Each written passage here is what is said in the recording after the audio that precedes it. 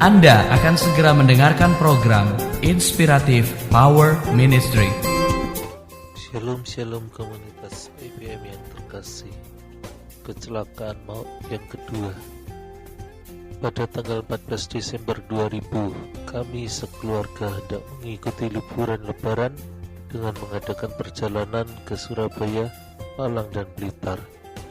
Kami mengendarai mobil Mitsubishi Kuda buatan tahun 2000 yang baru saja keluar dari showroom, bahkan polis asuransinya pun belum kami terima. Saat itu kami memutuskan berangkat dari Bekasi sekitar pukul 3 dini hari untuk menghindari patan dengan Hari Raya Idul Fitri, sehingga kecepatan mobil pun bisa dipacu hingga 120 km per jam. Saat keluar dari tol Cikampek, istri saya sedang hamil 6 bulan mengatakan bahwa ia ingin tidur. Ia pun memasang sabuk pengaman dan tertidur dengan pulas. 5 menit kemudian kami melihat ada iring-iringan orang mengendarai sepeda sedang membawa beras. Kedua saudara saya dan juga mertua saya secara spontan berteriak, "Lus, awas, ada sepeda."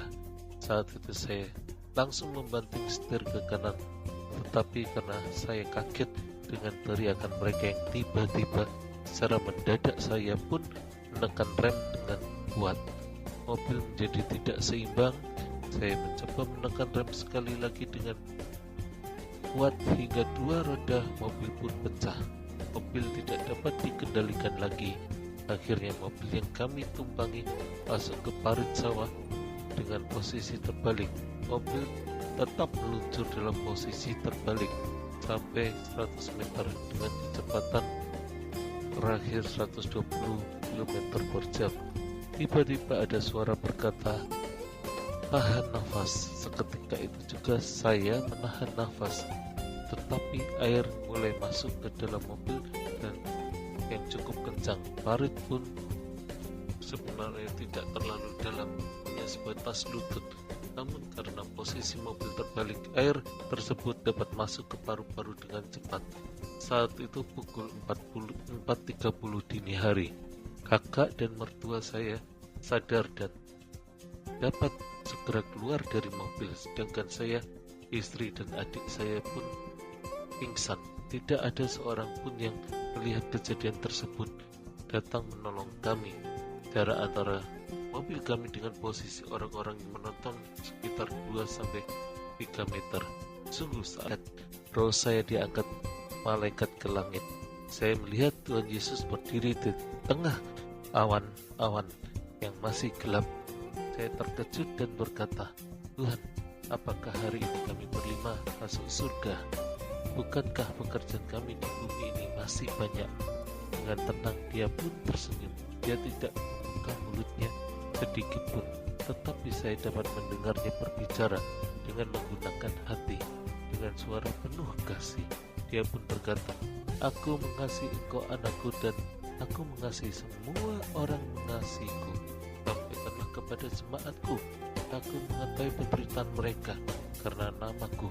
Mereka telah dianiaya. Bersabarlah, waktunya sudah dekat.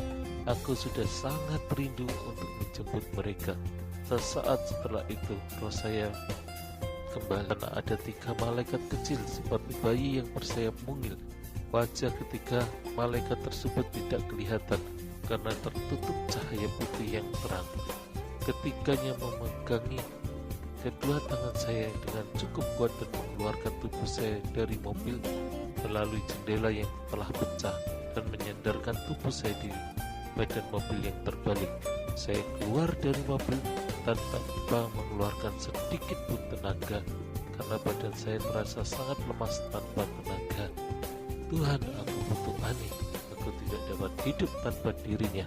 Setelah itu saya pun berlari ke arah sisi mobil bagian kiri. Saya berusaha membuka pintunya, tetapi tidak bisa karena kap mobil tersebut sudah ambles sampai ke bawah. Saya pun kembali ke posisi awal. Tiba-tiba ada suara yang mengagetkan saya. "Lus, di mana kita? Mobil siapa ini?" Saya segera menoleh istri saya duduk di atas sebuah batu besar dengan jarak 15-20 meter dari mobil kami. Saya pun menjawab, "An, kita kecelakaan." Suatu sedangkan posisi sabuk pengaman masih terpasang pada sandaran kursi. Pada saat kecelakaan istri saya menggunakan sabuk pengaman. Waktu itu kita belum wajib menggunakan sabuk pengaman. Saya yakin bahwa malaikat yang sama telah mengeluarkan istri saya dari dalam mobil. Komunitas IPM yang terkasih. Sesaat kemudian saya sadar bahwa adik kami masih di dalam mobil. Saya pun berkata kepada istri saya, "An, Sani masih di mobil." Saya pun berusaha melihat dari kaca mobil. Posisi barang-barang bagasi sudah memenuhi bagian tengah mobil sehingga sulit untuk mengeluarkan Sani. Saya segera teringat doa Simpson. Saya mengucapkan, "Tuhan, beri saya kekuatan." Saya memaksakan diri untuk menarik kedua kakinya. Ajaib, barang-barang yang mengubur dia tersingkir. Saya yakin itu malaikat yang menggeser barang-barang itu. Seketika itu juga mata saya berkunang-kunang, saya hampir pingsan kembali. Dan saya berteriak kepada orang-orang di sekeliling kita, "Pak, tolong, masih ada satu orang lagi." Saya sudah tidak kuat lagi. Baru mereka ipar saya. Dan akhirnya diberikan nafas buatan oleh istri saya. Dan akhirnya dia sadar dan dia tumpah keluar lumpur begitu banyak dari mulutnya. Dia sudah terbenam beberapa saat.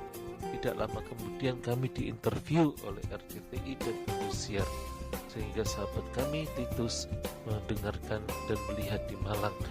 Tapi kami tidak bisa menghubungi siapapun karena habis semua, rusak, tenggelam oleh air. Nah, di buku saya The Secret of Miracle, buku pertama saya The Secret of Miracle terbitan Andi Offset, banyak sekali kisah-kisah keajaiban yang saya sampaikan.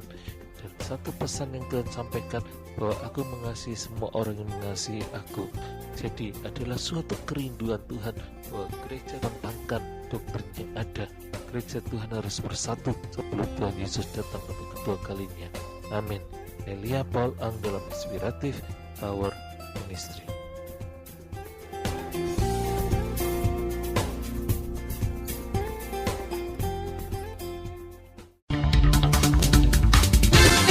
Baru saja Anda mendengarkan program Inspiratif Power Ministry. Untuk pelayanan dan konseling, hubungi hotline Inspiratif Power Ministry di 087 87 5000 030 03